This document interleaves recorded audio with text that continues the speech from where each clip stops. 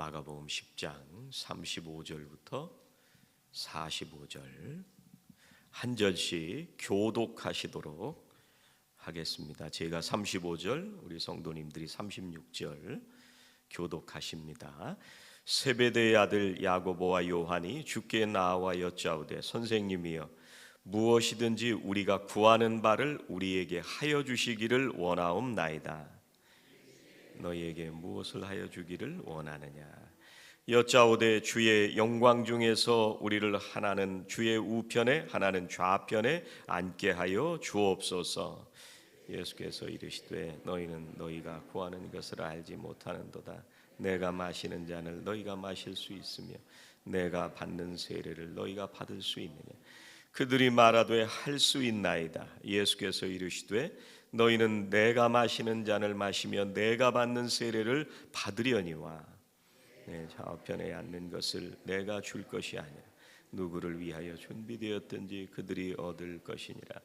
열 제자가 듣고 야고보와 요한에 대하여 화를 내거늘 예수께서 불러다가 이르시되 이방인과 집권자들이 그들을 임의로 주고 그 고관들이 그들에게 권세를 부리는 줄을 너희가 알거니와 너희 중에는 그렇지 않을지니 너희 중에 누구든지 크고자 하는 자는 너희를 섬기는 자가 되고 너희 중에 누구든지 으뜸이 되고자 하는 자는 모든 사람의 종이 되어야 하리.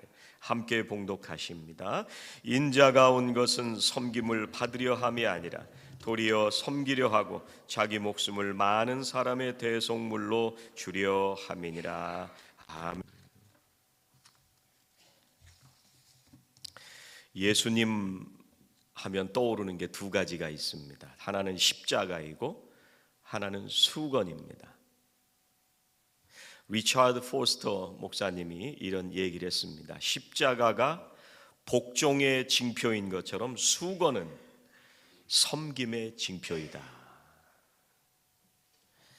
예수님의 성품을 가장 잘 표현한 것은 수건입니다. 예수님은 이 땅에 오신 가장 중요한 이유가 뭐냐? 섬김이다. 그렇게 말씀하셨습니다. 섬김을 받는 것도 기쁜데 섬기는 기쁨은 더 높은 차원의 기쁨을 우리들에게 알게 하십니다. 우리가 어떻게 이 기쁨을 누리면서 살 수 있을까? 어떻게 예수님을 닮아갈 수 있을까? 제일 첫 번째는요, 욕심을 따르지 말고 사명을 따라 살 때 우리가 예수님 닮아갑니다. 같이 한번 해보시죠. 욕심을 따르지 말고 사명을 따르자. 우리가 살다 보면은요, 원하는 게 굉장히 많습니다. 35절 오늘 말씀해 보니까 제자들이 예수님께 얘기합니다. 우리가 요구하는 것은 무엇이든지 해주시기 바랍니다. 그런데 사실 우리가 구하는 거는요, 끝이 없습니다. 사업이 잘 되게 해주세요. 또 돈을 많이 벌게 해주세요. 우리가 항상 우리가 원하는 게 이루어지잖아요. 우리는 또 그 다음 것을 또 구하면서 살아갑니다. 제가 한번 이렇게 여쭤볼까요? 여러분이 구하는 것을 기도해서 다 얻으셨나요? 그 원하는 것을 얻으셨다면 이제는 죽어도 소원이 없으신가요? 사업이 잘 되게 해달라고 기도했는데 사업이 잘 된 다음에 소원이 또 생겨납니다. 좋은 차를 갖게 해달라고 또 좋은 집을 갖게 해달라고 기도했는데 그게 이루어지고 나면 우리는 또 다른 것을 원하기 시작합니다. 우리의 끝없는 욕망, 우리의 욕심은요, 원하는 게 이루어질 때마다 멈추지 않고 계속 늘어납니다. 그러면 우리의 목숨과 바꿀 수 있는 것, 이걸 이루고 나면 내가 죽어도 괜찮다고 하는 소원이 혹시 있으세요? 예수님은 목숨이라도 내놓고 바꾸고 싶은 소원이 있다고 오늘 말씀하십니다. 45절에 인자가 온 것은 섬김을 받으려 함이 아니라 도리어 섬기려 하고 자기 목숨을 많은 사람의 대속물로 주려 함이니라. 예수님이 오신 목적이 있는데 섬기는 게 목적이고 목숨을 바쳐서 대속물로 주려 하는 게 이 땅에 오신 소원과 목적인 거예요. 그것은 다른 사람을 위해서 대속물로 주는 것입니다. 목숨을 거는 거니까 이게 예수님의 마지막 소원입니다. 누굴 위해서 대속하시는 거예요? 우리를 위해서 대속하시는 겁니다. 목숨을 버리면서까지 소원이 있으셨던 게 뭐냐면 우리들을 위해서 하신 거예요. 우리를 죄에서 건지시기 위해서 이젠 내가 죽어도 여한이 없다. 우리가 예수님을 닮아간다는 게 뭔가? 지금 십자가에 죽으러 가신다는 말씀을 하신 다음에 지금 이 얘기하는 거거든요. 이 앞에서 내가 십자가에 죽으러 간다. 세 번째 그런 얘기를 하셨습니다.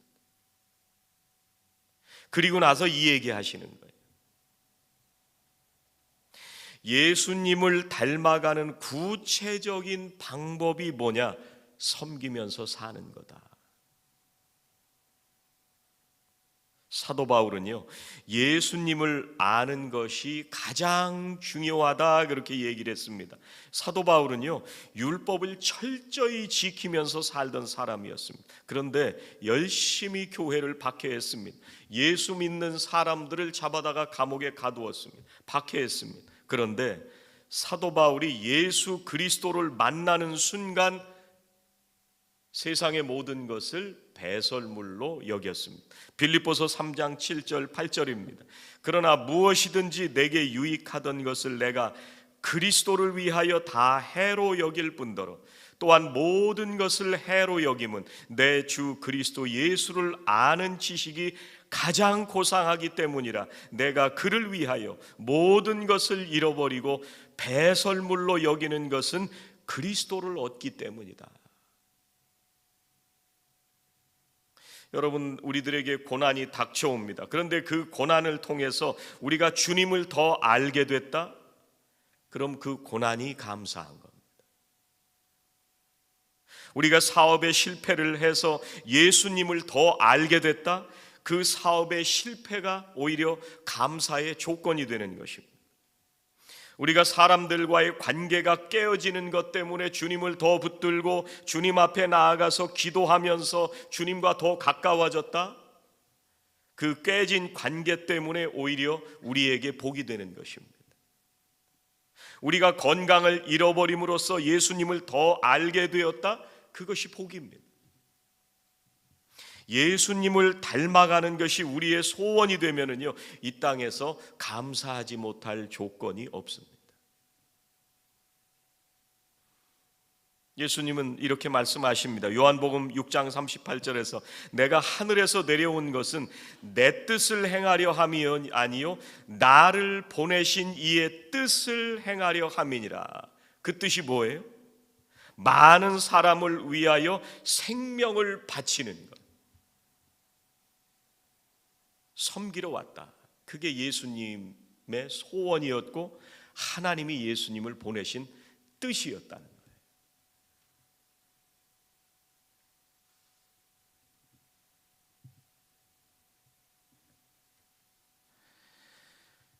예수님은 한마디로 왜 사느냐? 사람을 살리려고 오셨다는 거예요. 제자들이 이게 분명해지기를 원하셨던 거예요. 예수님은 하나님이 보내주신 사명을 위해서 목숨을 걸었어요. 속장님들, 인도자님들한테도 중보기도 제목을 보내드리지만 또 333 중보기도 하시는 분들에게도 기도 제목을 보내드리지만 여러 사람이 있습니다. 근데 그 가운데에 정혜욱 집사가 보내드린 기도 제목이 있습니다. 제시카 엄마라는 사람을 전도를 하는데 매일 얘기를 하고 또 운동을 같이 하면서 커피를 같이 마시고 먹을 걸 같이 먹으면서 매일 전도한다는 거예요. CD 스포츠에 옛날에는 그렇게 자주 안 갔거든요.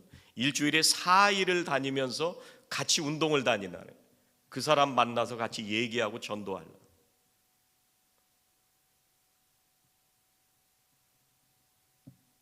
폴 집사님이 지난주에 우리 백승찬 형제를 불러서 밥을 먹었어요. 그 사람이 교회 나오는 길을 열기 위해서,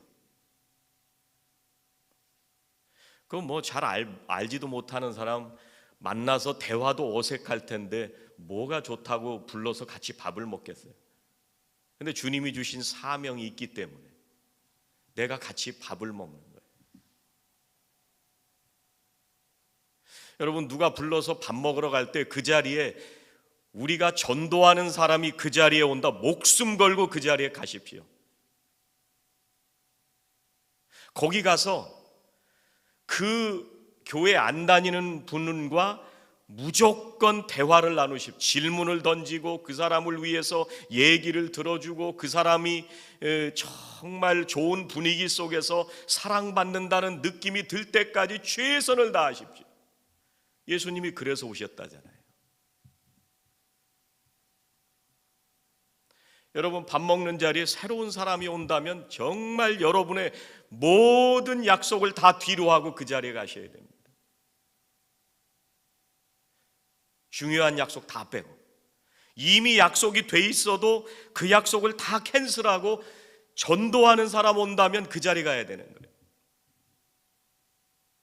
이게 많은 사람을 위하여 대속물로 줄여왔다고 하는 예수님의 마음입니다.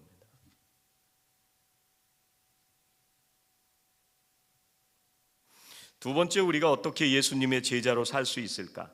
상대방의 필요를 보고 살아야 됩니다. 주님이 세상에 오신 목적은요, 한마디로 섬기러 오셨다, 그렇게 말씀하십니다. 제자들은 계속 방향이 달랐습니다. 무슨 말씀하시는지 몰랐어요. 오늘 말씀 앞부분에 예수님이 죽으러 가신다고 말씀하셨는데도 그게 무슨 말씀인지를 깨닫지 못했습니다.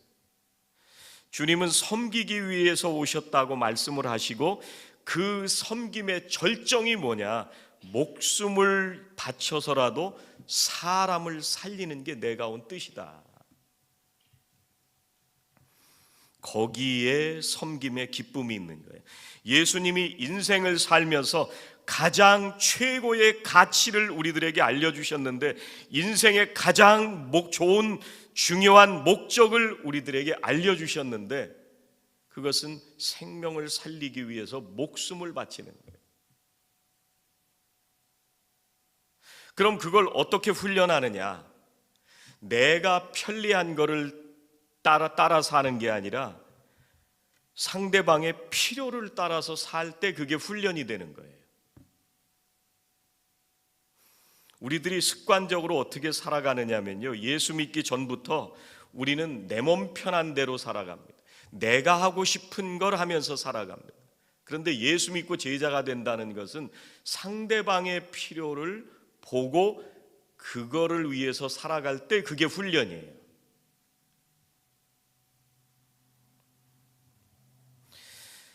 성경에 보면 우리가 은사를 우리들에게 하나님이 주셨다, 그렇게 말씀을 하셨습니다. 그거를 통해서 우리가 다른 사람을 섬기면서 살게 됩니다. 어떤 사람은 구제하는 은사를 가진 사람, 또 어떤 사람은 위로하는 은사를 가진 사람, 또 어떤 사람은 그 사람하고 얘기만 하면 답답한 마음이 시원하게 해결되는 사람이 있습니다. 또 어떤 사람을 만나기만 하면 문제가 해결되는 것 같은 그런 사람이 있습니다. 그 사람하고만 얘기하면 내 인생에 불안했던 마음이 편안해지는 사람이 있습니다. 이게 1단계예요. 두 번째, 어떤 단계로 섬김이 가야 되냐면 그 당시에 필요한 것을 도와주는 게 섬김입니다. 어떤 사람이 내가 지나가는데 구덩이에 빠졌어요.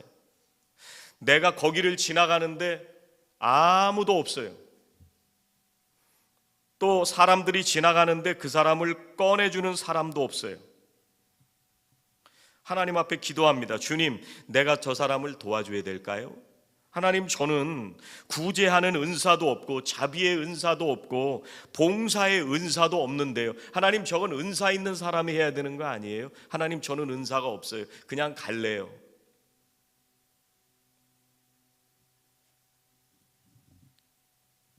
어떤 사람이 예루살렘에서 여리고로 지나가다가 강도를 만났어요. 사마리아 사람이 그 옆을 지나가는데요, 아무도 구해주질 않으니까 기도를 했습니다. 주여, 저에게는 은사가 없는데요, 하나님, 내가 저 사람을 구제해야 될까요? 성경엔 안 나오지만 이렇게 기도하진 않았을 것 같아요. 내가 봤으니까 내가 구하는 것. 이게 2단계의 섬김입니다.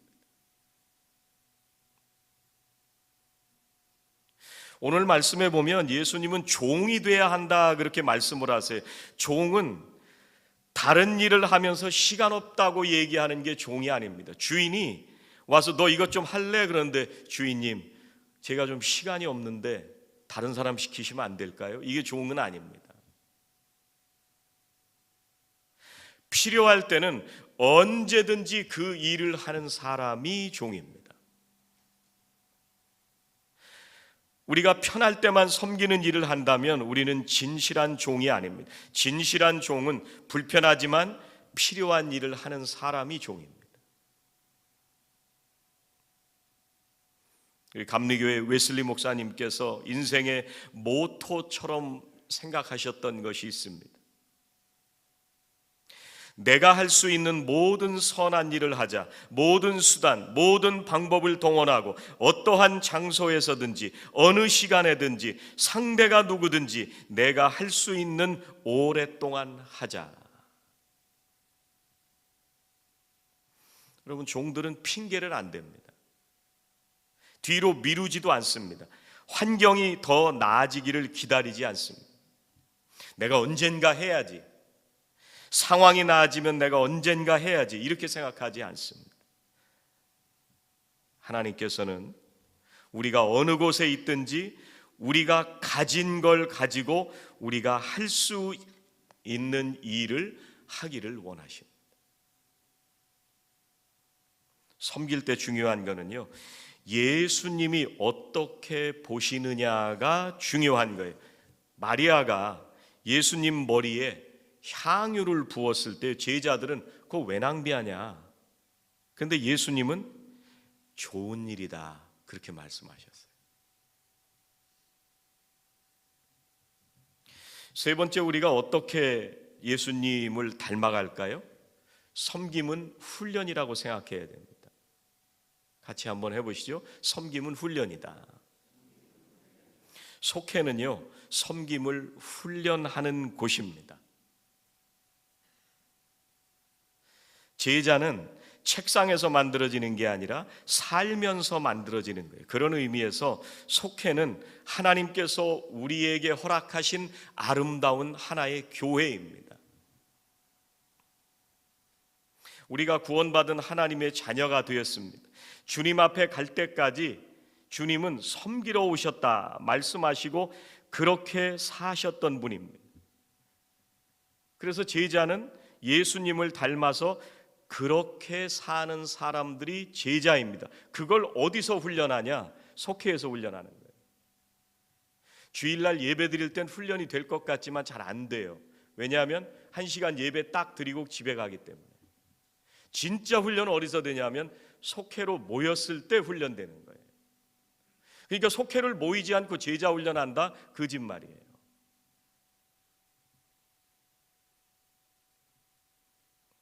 팬데믹에 우리가 그렇게 모이기가 힘들었는데 모여 보니까 참 좋으시죠. 모였더니 고통스러울 수도 있지만 모일 때 정말 그 안에 기쁨이 있다는 것을 여러분이 경험하시기를 주의 이름으로 축복합니다. 모이는 사람들은 이게 무슨 말인지 알아요.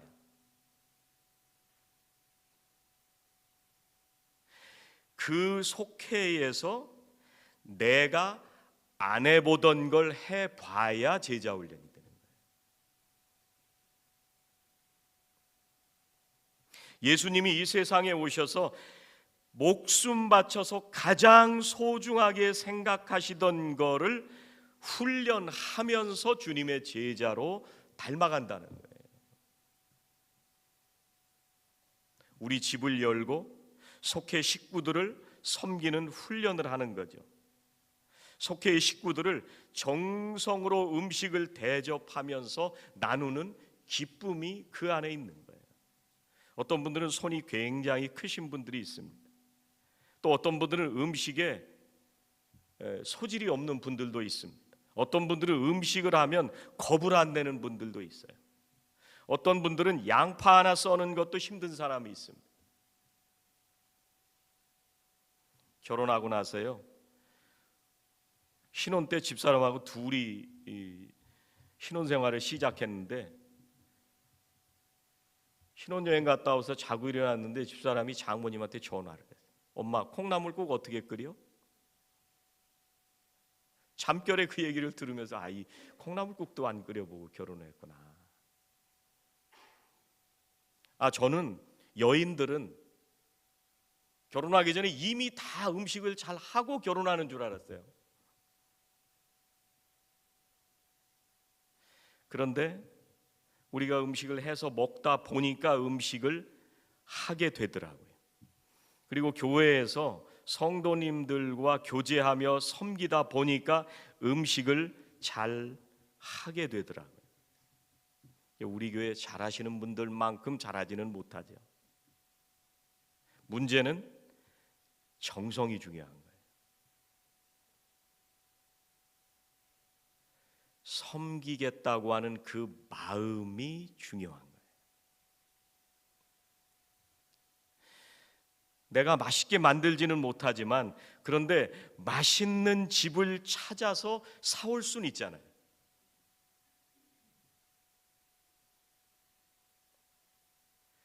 내 속해 식구들을 내가 온 사랑하는 마음을 가지고 정성을 다해서 어떻게 섬길까? 그렇다고 우리가 속해 가면서 칠첩반상을 기대어 가지는 않잖아요.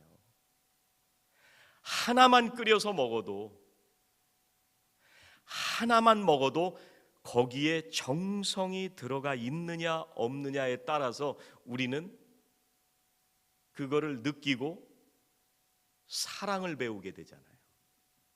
그래서 속해 모이시라는 거예요. 우리는 식당이 아닙니다.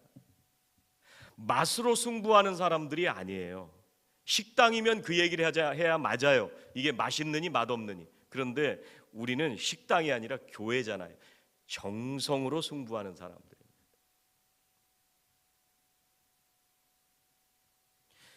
지난번에 속회 신방 갔더니 어떤 분이 집사님 오징어 볶음 좋아하셔서 제가 만들어 왔습니다. 나는 싫어하는데. 저는 바다 쪽엔 잘 안 먹거든요.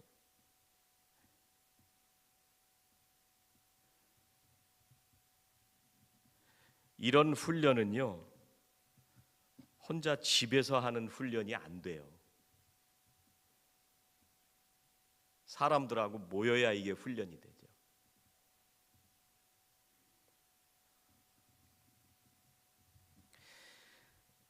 마지막으로 우리가 주님의 제자가 어떻게 될 수 있느냐? 자리가 아니라 역할을 생각을 해야 됩니다. 제자들은 자리 달라고 하는 얘기잖아요, 지금. 그런데 예수님은 섬기러 왔다. 예수님의 역할에 대해서 말씀을 하시는 거예요. 제자들은 오른쪽 자리, 왼쪽 자리 달라고 하는데 예수님은 뭐 때문에 오셨다고요? 섬기러 왔다. 그게 예수님의 역할인 거예요. 한 가정에서도요, 부모님은 부모의 역할이 있고 남편은 남편의 역할이 있고 아내는 아내의 역할이 있습니다. 탕자가 재산을 가지고 호랑방탕하게 다 쓰고 거지가 돼서 돌아왔습니다. 근데 아버지는 그 아들을 용서하고 받아주셨습니다. 아버지로서의 역할을 하니까 아버지가 되는 거죠.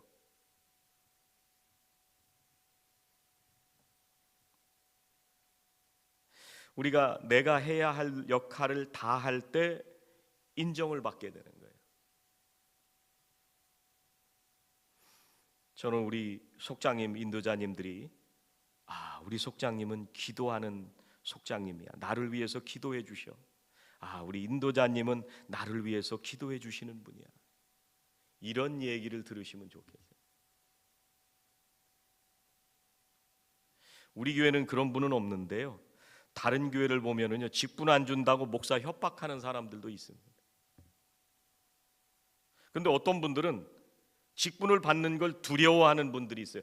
이 직분을 내가 받으면 내가 더 섬기고 더 봉사하고 더 헌신하라고 주시는 건데 내가 이걸 받을 자격이 있을까요? 목사님, 저는 자격이 없는데요.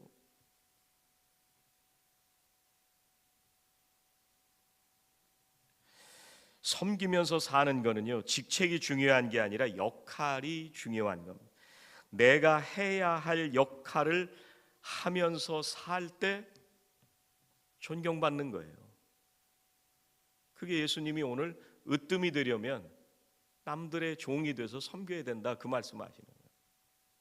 집사는 집사로서의 역할, 권사는 권사로서의 역할, 그 역할을 다하는 것은 내 본질을 회복하는 거고요. 하나님께서 나를 이 땅에 보내신 목적을 회복하는 겁니다.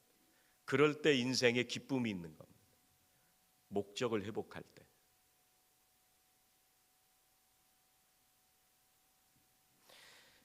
진짜 섬김은요, 사람들 눈에 잘 드러나지 않을 때 진짜 훈련이 됩니다. 작은 일, 남이 잘 알아주지 않는 그런 평범한 일들 속에 진짜 섬김이 있습니다. 오스왈드 챔버스라는 목사님이, 여러분도 아마 보신 분들이 계실 텐데, 주님은 나의 최고봉, 이런 책을 쓰신 분이에요. 거기 이런 얘기가 있어요. 조금 긴데 잘 들어보세요. 충동적인 용기를 가진 사람이 물 위를 걷기는 쉽다. 그러나 예수 그리스도의 제자로서 마른 땅 위를 걷는 것은 별개의 문제다. 베드로는 예수님께 가기 위해 물 위를 걸었지만 땅 위에서는 멀리 떨어져서 그분을 쫓았다. 위기를 견디기 위해서 우리에게 하나님의 은혜가 필요한 것은 아니다. 인간의 본성과 자존심으로 충분하다. 우리는 상당한 긴장에 놀랄 정도로 잘 대처한다. 그러나 매일 24시간 동안 성도답게 사는 것, 제자로서 단조로운 일을 해내는 것, 예수님의 제자로서 평범하고 눈에 띄지 않고 무시된 존재로서 사는 데는 초자연적인 하나님의 은혜가 필요하다. 우리는 본능적으로 하나님을 위해 특별한 일을 해야 하는 것처럼 생각한다. 그러나 우리는 그렇게 하지 못했다. 우리는 평범한 일에서 특별해야 되고 더러운 거리, 비천한 사람들 중에서 거룩하게 되어야 하는데 이것은 5분 내에 배울 수 없는 것이다.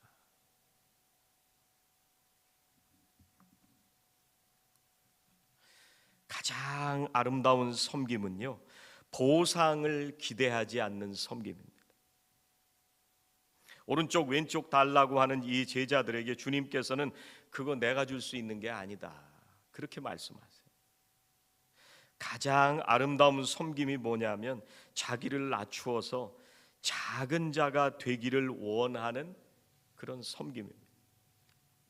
하나님께서 그런 사람을 높이신다고 약속하시고 축복하십니다. 43절 44절입니다. 너희 중에는 그렇지 않을지니 너희 중에 누구든지 크고자 하는 자는 너희를 섬기는 자가 되고 너희 중에 누구든지 으뜸이 되고자 하는 자는 모든 사람의 종이 되어야 하리라.